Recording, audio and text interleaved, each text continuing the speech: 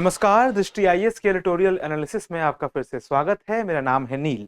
आज का संपादकीय फिर से इंडियन एक्सप्रेस अखबार से लिखा है इसको अशोक गुलाटी और रितिका जुनेजा साहिबा ने। अशोक गुलाटी साहब आमतौर पर एग्रीकल्चर के विषयों पर लिखते रहे हैं और उसमें विज्ञान की प्रधानता को बढ़ावा देते रहे हैं। आज का लेख भी कुछ उसी प्रकार का है। जीन रेवोल्यूशन की बात की गई है। तो कई क्रांतियों की बात आमतौर पर राजनीतिक मुहावरा बनती रही है, लेकिन कई बार ये राजनीतिक मुहावरा असल धरातल पर जाकर, असल जीवन में जाकर भी चरितार्थ होता दिखा है। उदाहरण के तौर पर जय जवान जय किसान का नारा हमारे यशस्वी प्रधानमंत्री, तब के प्रधानमंत्री स्वर्गीय लाल बहादुर शास्त्री जी ने दिया था। उसमें ग्रीन रेवोल्यूशन, आने वाली हरित क्रांति की आहट भी थी और तब की हमारे जो सशस्त्र सेनाओं ने पराक्रम दिखाया था 1965 के युद्ध में, उसकी भी एक गूंज थी। तो जय जवान जय किसान का वो नारा आया था।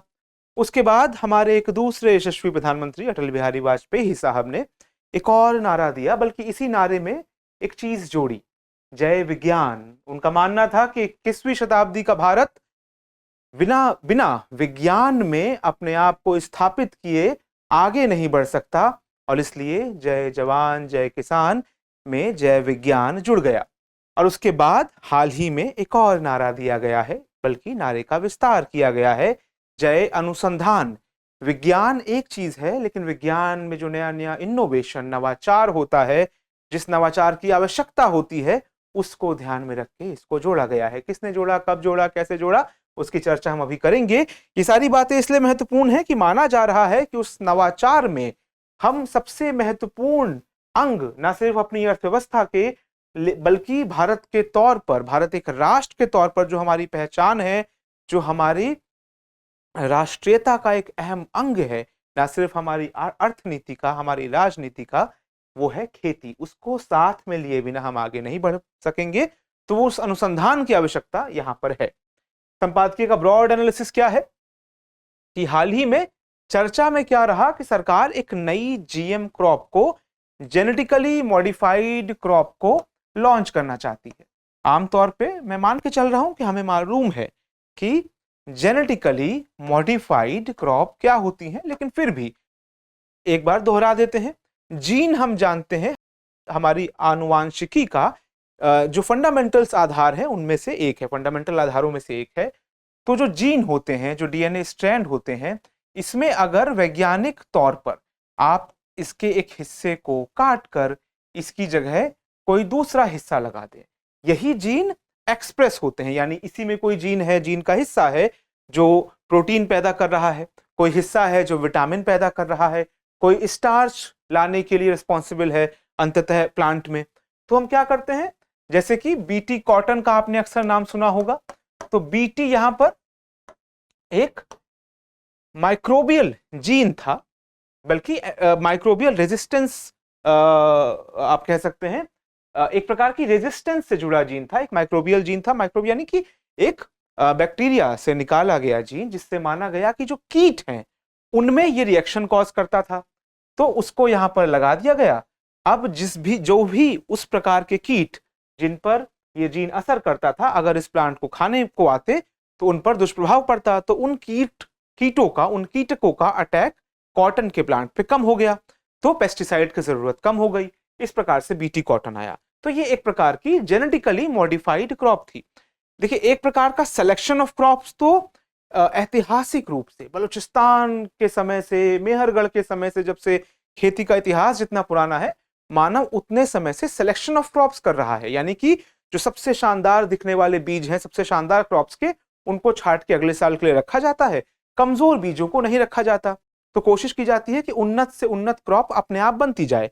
लेकिन जब इसमें हम जेनेटिक एडिटिंग का, जीन एडिटिंग का इस्तेमाल करने लगते हैं, तो ये जेनेटिकली मॉडिफाइड क्रॉप बन जाती है। तो चर्चा की गई है एक खाद्य क्रॉप को लॉन्च किया जाना था, अनुमति मिल गई थी, लेकिन कुछ लोगों ने केस फाइल कर दिया। आप बोलेंगे फिर से इतना बवाल क्यों हुआ, खाद्य क्रॉप? दरअसल बीटी कॉटन खाद्य नहीं थी। हम जानते हैं कॉटन के तमाम प्रयोग हैं, खाना सीधे तौर पर उनमें से नहीं है, इनडायरेक्ट तौर पर होता है। उसके तेल निकालने में उसका एक इस्तेमाल होता है, लेकिन वो इनडायरेक्ट है, सीधे तौर पर उसका इस्तेमाल नहीं होता है। तो वो कौन सी क्रॉप थी उसकी चर्चा की गई है, क्यों उस पर कंट्रोवर्सी हुई उसकी चर्चा की गई है, फिर हमने इतिहास की चर्चा की है। लेकिन हमने संपादकीय इसलिए भी लिया कि इसका विरोध क्यों होता है उसकी भी बड़ी समझदारी से उन तमाम बिंदुओं को गिनाया गया है। अब गुलाटी साहब जो खुद हैं वो समर्थक हैं जीन एडिटिंग के या जेनेटिकली मॉडिफाइड क्रॉप्स के। इनका मानना है कि भारत में जो समस्या है या आने वाली पीढ़ियों को जो समस्या हो सकती है, हमें अधिक उत्पादन चाहिए, उसके लिए एक वाजिब रास्ता है। लेकिन एक धड़ा है जो इन क्रॉप्स का विरोध करता है।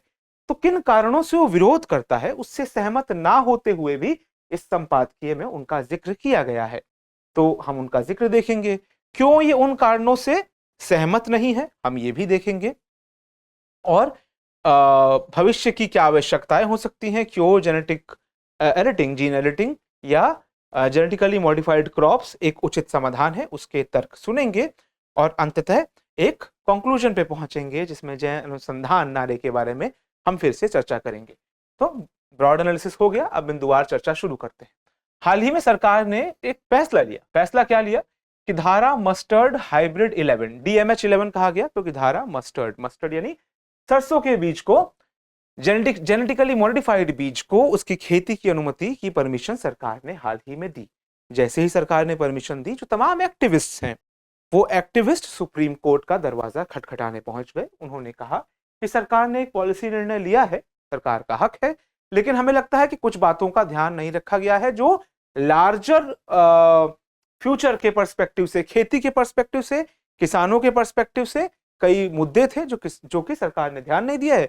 उनका हक था, वो सुप्रीम कोर्ट चले गए। सुप्रीम कोर्ट ने कहा कि हमारी अगली सुनवाई 17 नवंबर को होगी, आने ही वाला है 17 नवंबर, तब तक के लिए उस पर स्टेटस क्वो, यथास्थिति बरकरार रखने को कोर्ट ने कह दिया। अब संपादकीय आगे कहता है कि जीएम क्रॉप्स का विरोध नया नहीं है, इसके लिए दुनिया भर में इसके खिलाफ कैंपेन रहा है। लेकिन साथ में एक सच्चाई यह भी है कि दुनिया भर में लगभग साल 1996 से जीएम क्रॉप्स एक सच्चाई रही है और 2019 में लगभग 190 मिलियन हेक्टेयर, माना जाता है कि दुनिया में कुल मिला के 4 बिलियन हेक्टेयर खेती योग्य भूमि है, उसमें से लगभग 190 मिलियन हेक्टेयर पर खेती हो रही है जीएम क्रॉप्स की। कौन कौन सी प्रमुख क्रॉप्स हैं? कॉर्न एक क्रॉप है, मक्का, सोयाबीन, इनकी खेती अमेरिका, ब्राजील, अर्जेंटीना में हो रही है, इसके अलावा कनाडा में भी हो रही है। और इतने लंबे समय से 1996 से चल रहा है, तो कई दशक हो चुके हैं, अब तक उसका कोई सीधा बुरा प्रभाव हमें मानव या पशुओं के जीवन पर देखने को नहीं मिला है। यहां तक कि हमारे पड़ोसी बांग्लादेश में भी बीटी ब्रिंजल को परमिशन मिल चुकी है, वो आगे बढ़ चुका है। ब्रिंजल में भी भारत में बात हुई थी, बैंगन की खेती जो जेनेटिकली मॉडिफाइड ब्रिंजल हो, लेकिन भारत में इस पे भी रोक लग गई। तो इस प्रकार से दुनिया के लगभग 70 देशों में इस समय जेनेटिकली मॉडिफाइड क्रॉप्स की खेती हो रही है। भारत में वो लॉबी अभी भी बहुत मजबूत है जो इसका विरोध करती है। दुनिया के कई देशों में ये लॉबी बहुत स्ट्रांग है। लेकिन इस सारे विरोध के बावजूद हमारी पहली कॉटन क्रॉप, जिसका नाम था बीटी कॉटन, जिसका जिक्र मैंने इस संपादकीय के एनालिसिस की शुरुआत में किया, उसको परमिशन 2002 में मिली थी अटल बिहारी वाजपेयी साहब की सरकार द्वारा, जिनका मानना था कि साइंस है, विज्ञान ही है जो हमारे सदियों से चले आ रहे एग्रीकल्चर को ट्रांसफॉर्म कर सकता है। केवल कहने के लिए ट्रांसफॉर्म नहीं, इस ट्रांसफॉर्मेशन की जरूरत भी है। उन जरूरतों पर हमने पिछले कई संपादकियों में चर्चा की है। तो उस ट्रांसफॉर्मेशन के लिए विज्ञान एक उचित औजार है और उन्होंने जय जवान जय किसान के नारे को बढ़ाकर उसमें जय विज्ञान जोड़ा। अब अगर हम बीटी कॉटन की बात करें तो हमारे मन में जिज्ञासा तो जगती है कि देखिए, अगर 2002 में बीटी कॉटन आ गया था तो 2 दशक उसके भी हो गए हैं, क्या कोई फायदा हुआ? बहुत अच्छा सवाल है, फायदा हुआ। बहुत एग्जैक्ट आंकड़ों में नहीं जाएंगे, क्या जानना है हमें कि उसके 12 साल के अंदर ही माना गया कि एक जीन क्रांति भारत में देखने को मिली है, जीन रेवोल्यूशन देखने को मिला है। कॉटन की प्रोडक्टिविटी में 76% की बढ़त देखने को मिली गई। अगर 100 रुपए का कॉटन उगता था, 176 रुपए का उतने ही जगह में कॉटन उगने लगा।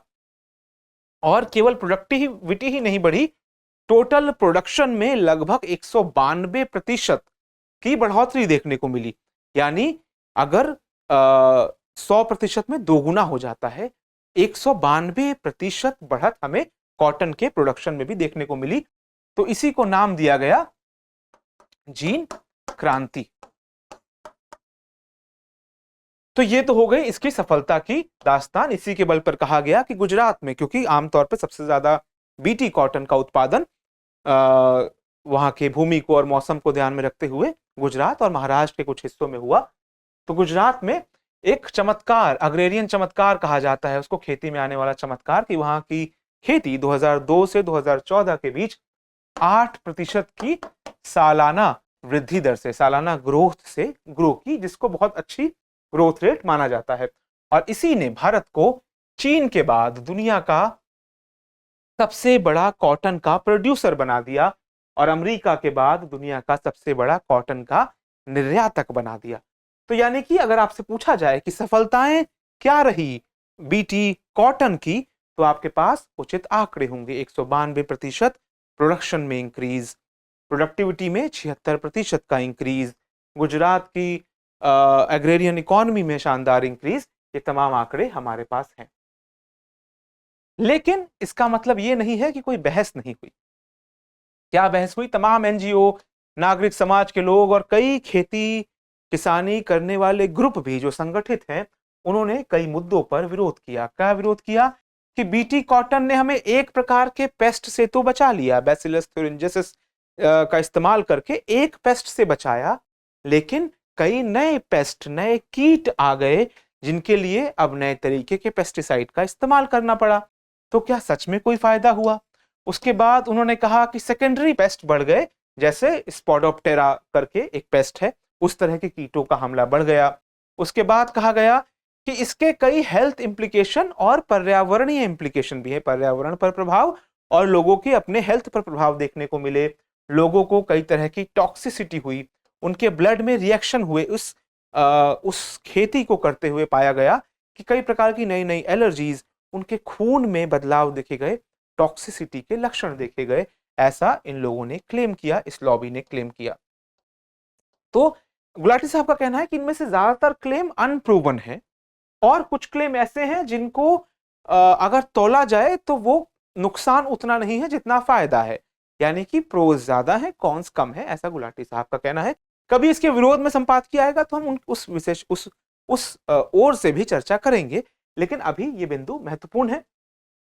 तो इसी के चलते तमाम जो क्रॉप्स आनी थी, जैसे बीच में बात हुई कि भारत में भी बीटी ब्रिंजल आना था, बैंगन की एक किस्म आनी थी, वो नहीं आ पाई, और अब सरसों पर भी, मस्टर्ड पर भी रोक लगा दी गई है, अभी के लिए लगा दी गई है।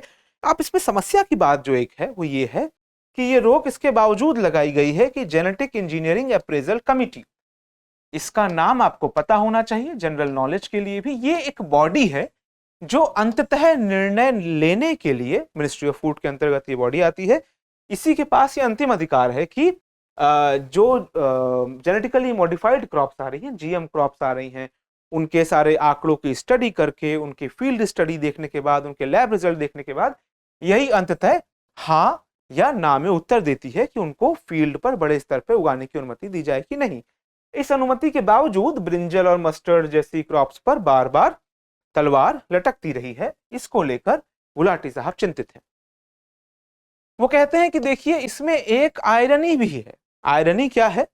आयरनी यह है कि विरोध इतना हो रहा है जबकि भारत के फूड सिस्टम में बहुत बरसों से जेनेटिकली मॉडिफाइड क्रॉप्स ऑलरेडी मौजूद हैं। ये एक ऐसी चीज है जिस पर हम में से अधिकतर लोगों का ध्यान नहीं जाता है, जाना चाहिए। गुलाटी साहब ध्यान दिलाते हैं, कहते हैं कि देखिए, भारत हेविली इंपोर्टेड ऑयल्स पर, एडिबल ऑयल्स पर डिपेंड करता है। आमतौर पे फ्यूल वाला तेल भी हम इंपोर्ट ही करते हैं, खाने वाला खाद्य तेल भी हम इंपोर्ट करते हैं। 55 से 60% खाद्य तेल हम इंपोर्ट करते हैं। इसका एक बड़ा हिस्सा 3 से 4 million tonne Argentina, Brazil, Canada और अमेरिका जैसे देशों से आता है, जहां पर अधिकतर वो फूड क्रॉप्स जिनसे तेल निकाला जा रहा है, वहां पे जेनेटिकली मॉडिफाइड क्रॉप्स का इस्तेमाल हो रहा है। हमने चर्चा की सोयाबीन की, उदाहरण के तौर पर कॉर्न की, तो ये हो रहा है। इसके अलावा हम अपना, जैसे मैंने कहा था, कॉटन का सीधा इस्तेमाल नहीं है, लेकिन कॉटन सीड का बिनोला ऑयल निकाला जाता है, तो वो भी एक प्रकार से जेनेटिकली मॉडिफाइड प्रोडक्ट से ही आ रहा है, क्योंकि हमारा 95% जो कॉटन प्रोडक्शन है, माना जा रहा है कि अब बीटी कॉटन पर शिफ्ट हो चुका है। तो वो तेल तो ऑलरेडी भारत में एक प्रकार से जीएम क्रॉप से निकल के आ रहा है, जेनेटिकली मॉडिफाइड क्रॉप से निकल कर आ रहा है। इसके अलावा इस कॉटन सीड को कैटल को पशु आहार के तौर पर भी दिया जाता है, जिससे दूध में फैट कंटेंट बढ़ता है, तो वो भी हमारी फूड चेन में एक जीएम क्रॉप की एंट्री करा रहा है। इसके अलावा सोया और कॉर्न, जो कि पोल्ट्री को खिलाया जाता है, मुर्गी पालन के लिए इस्तेमाल किया जाता है, उनके फीड के तौर पर, एक प्रकार से चारे के तौर पर, खाद्य के तौर पर, वो भी जेनेटिकली मॉडिफाइड अगर क्रॉप्स के इस्तेमाल करने वाले देशों से आ रहा है, और अल्टीमेटली पोल्ट्री का अंडों के तौर पर या चिकन मीट के तौर पर तमाम तरीके से उपभोग हो रहा है। तो हमारे फूड चेन में जेनेटिकली मॉडिफाइड क्रॉप तो बरसों से शामिल ऑलरेडी है। तो ये कैसी आयरनी है कि हम बाहर के देशों से जेनेटिकली मॉडिफाइड क्रॉप्स लेंगे, प्रोडक्ट्स लेंगे, लेकिन अपने देश में नहीं होने देंगे। ये सवाल गुलाटी साहब पूछते हैं। इसके अलावा अब गुलाटी साहब कहते हैं कि ये विरोध जो है, ये उन बहुसंख्यक किसानों के हितों का हनन है जो इन क्रॉप्स का इस्तेमाल करना चाहते हैं और अपनी आमदनी को बढ़ाना चाहते हैं, जैसी आमदनी बीटी कॉटन वाले किसानों ने बढ़ाई। और इसका तरीका, प्रोडक्टिविटी बढ़ाने का जो सस्टेनेबल तरीका है, वो विज्ञान के बिना संभव नहीं है, क्योंकि बाकी सारे तरीकों में आर्थिक जो बोझ है वो किसानों पे दूसरे तरीकों से बहुत बढ़ जाता है, अधिक रिसोर्सेज लगाने पड़ते हैं। इसमें महज आपको बीज बदलना है। इसका एक काउंटर है। काउंटर ये है कि जो जीएम मॉडिफाइड क्रॉप्स हैं, आमतौर पे उनके बीज की मोनोपोली कुछ एक कंपनियों के पास होती है, जिसने वो बीज बनाया है। तो किसान उस बीज को अगले मौसम के लिए रख भी नहीं सकते।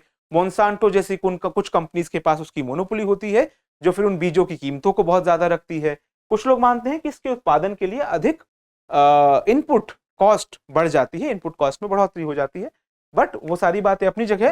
गुलाटी साहब कहते हैं कि जीएम मस्टर्ड ने दिखाया है कि जो देशी प्रजाति है सरसों की, उससे इसकी जो ईल्ड है, जो इसकी उपज है, वो 25 से 28% ज्यादा है, 1/4 ज्यादा उपज देती है, और ज्यादा पेस्ट रेजिस्टेंट भी है। कम कीटनाशकों का उपयोग इसके लिए करना होगा। तो अब माना जा रहा था, ऐसा गुलाटी साहब कहते हैं, कि भारत जो इतना अधिक खाद्य उत्पादों का उत्पादन करता है, माना जा रहा था कि वो जीन क्रांति में अग्रणी रहेगा और दूसरे एशियाई और अफ्रीकी देशों में निर्यात के लिए फूड को दिखा पाएगा, हाजिर करा पाएगा, मुहैया करा पाएगा। लेकिन जो कंप्यूटर क्रांति में या कंप्यूटर के युग में भारत में आने वाले आईटी रेवोल्यूशन ने किया कि दुनिया भर के बहुत सारी आईटी सर्विसेज का बैक एंड भारत की कंपनियां और भारत के इंजीनियर संभाले हुए हैं। माना जा रहा था कि दुनिया की खाद्य सुरक्षा का बहुत बड़ा दारोमदार भारत के किसान उठा लेंगे, जिसका फायदा भारत के किसानों को भी होगा और दुनिया को भी। लेकिन गुलाटी साहब कहते हैं कि एक पॉलिसी पैरालिसिस रहा। 2003 यानी जिस साल से बीटी कॉटन आया, उसके बाद से लेके 2021 तक एक प्रकार का पॉलिसी पैरालिसिस रहा। कोई भी निर्णय अंतिम स्थिति तक नहीं पहुंच पाया जीएम क्रॉप्स की स्थिति में, और उसके चलते भारत को बहुत नुकसान हुआ है। लेकिन फिर भी गुलाटी साहब कहते हैं कि अभी भी देर नहीं हुई है, हमारे पास भरपूर मौका है।